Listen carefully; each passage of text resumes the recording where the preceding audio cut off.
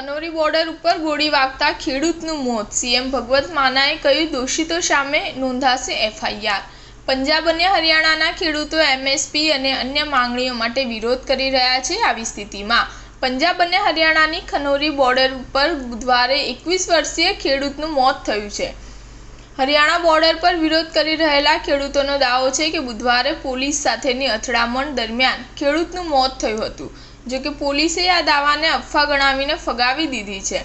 હરિયાણાના સંગરૂરની ખનોરી બોર્ડર પર વિરોધ પ્રદર્શન કરી રહેલા 21 વર્ષીય સુખકરણ સિંહનું મોત થયું છે.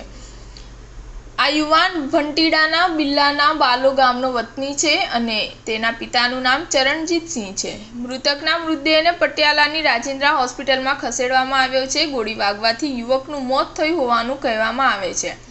સુખકરણ બે બહેનનો માત્ર એકલો ભાઈ હતો. બુધવારે તેમના મૃત્યુના સમાચાર મળતા જ પરિવારમાં આક્રોશ વ્યાપી ગયો હતો. ગામમાં શોકનો માહોલ છવાયો હતો. ખેડૂત નેતા બલદેવસિંહ સિરસાના જણાવ્યા અનુસાર ભંટીડાના રહેવાસી 21 વર્ષીય સુખકરણ સિંહનું સંગરૂર જીંદને જોડતી ખનોરી બોર્ડર ઉપર મૃત્યુ થયું છે.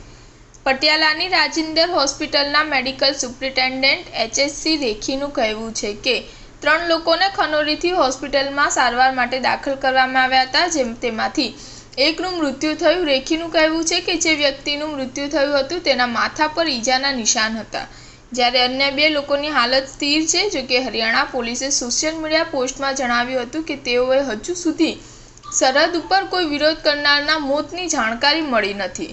સ્ટાર ન્યૂઝ 7 હંમેશા સચ્ચાઈની સાથે.